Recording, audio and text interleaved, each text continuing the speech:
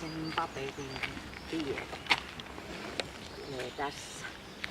Tunnistitko oman koirasi nyt tämän radan aikana? Kyllä kai. Aika pitkään. Sama. Ihme, ettei se leikkimään suostunut. Jaa. Kotona on koko ajan leikkinyt.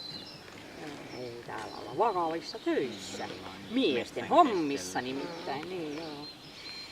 No semmosia ratsia tänne nyt saatiin paperiin, että apumisiin se reagoi silleen niin kuin metsäkoiran kuuluukin, että se niin kuulee ne ja rupeaa heti niin kuin ehtimään, mitä täällä tapahtuu. Se ei johdu mistään kokemattomuudesta eikä alttiudesta, se on laukausvarma. 3+.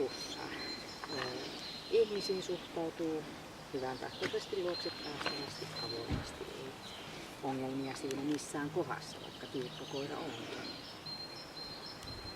Noiden hyökkäysten jälkeenkin se muuttui saman tien ystävälliseksi avoimeksi. Kovuus, millä lailla se muisti näitä tapahtumia, mitä tässä sille säikäytyksiä ja muita uhkia sille aiheutettiin, niin sillä on sellainen niin terve muisti, mutta se ei vaikuta siihen sen toimintaan tai käytökseen sillä lailla haittaavasti tai jarruttavasti. Se tarkoittaa sitä, että sillä on kohtuullisen kova muisti +3 verran.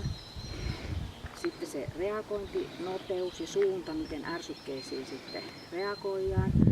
Temperamentista puhutaan, +3 vilkas on se oikea sanonta siinä, että oikea-aikaisesti ja semmoisella sopivalla nopeudella.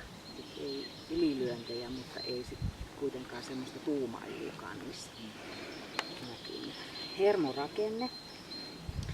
Millä lailla se kuormittuu tässä tämän testin aikana, niin me ei nähty sitä kuormitusta sillä lailla, että tämä testirata tai nämä tapahtumat oli sille helppo nahki. Se on varmaan jatkanut vielä päiväntä niin pitemmäksikin. Tarkoittaa sitä, että sillä on tasapainoiset +2 hermo. Mitäs siitä sanot? Jee! Se on paljon. Niin, se on paljon. Kyllä. Se on nykypäivänä niin semmoinen keskiverto todella parempi hermorakenne.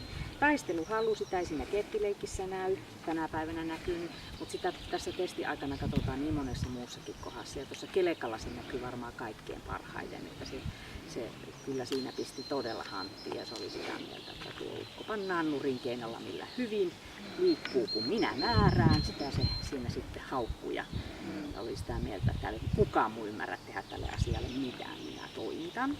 Se on silloin kohtuullinen kyllä, +2.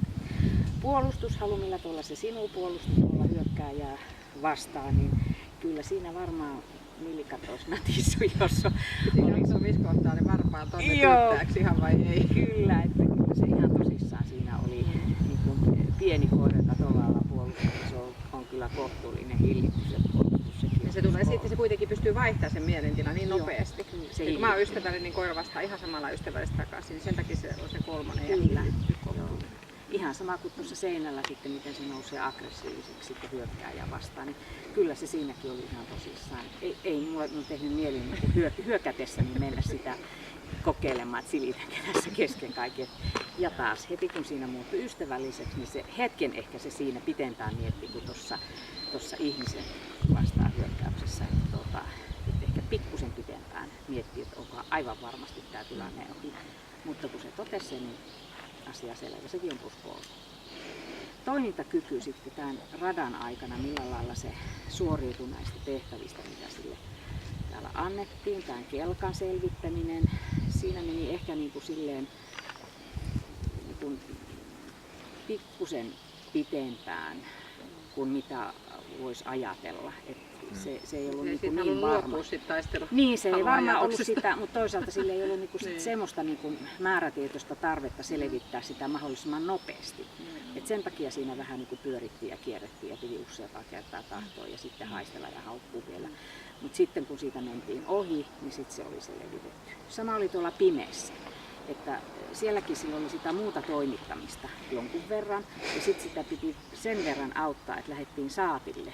Se meinasi jäädä sinne niin kuin ovelle vähän ihmettelee, että tämä ei ole niin kuin sillä lailla niin kuin hänelle ominaista hommaa. Joo, eikä niin varmaan oikein ymmärtänyt, mitä tässä pitäisi. Ai isäntäkin on tuolla no so what. tiedä näkikö sen, että jos loukkauttaa ovelta, kun se tulee valo sinne peränurkkaan, kuitenkin Joo. tuon oven avaa. Ei sitä Ei se, ovelta koska näe kyse sinne. varmasti Ja muuta sitten tulee. hajutkaan ei tule sieltä sillä tavalla. Nenän perässä tuli loppumatka ja se kuuli oikein sen äänen, kun se tuli. Ja sitten se loppupätkä oli taas sit semmoista niin kuin mallikasta toimintakykyä. Mutta sen takia, että tässä oli tämmöisiä vähän viiveitä ja hitauksia, niin laitettiin se tuohon kohtuulliseen toimintakykyyn, mikä on +1. Et tällä radalla näitä haasteita vastaa kohtuullisen verran oli sitä toimintakykyä näkyviä. Pisteitä lasketaan ja pluspisteitä täällä tulee vaan, miinuspisteitä ei mitään ja plussia yhteensä 225. Kantti se vuoden odottaa. Kyllä, saatto olla paikallaan. Siitä vaan kaikki pisteet kotia ja toista kertaa ei tarvitse testata. Hieno koira.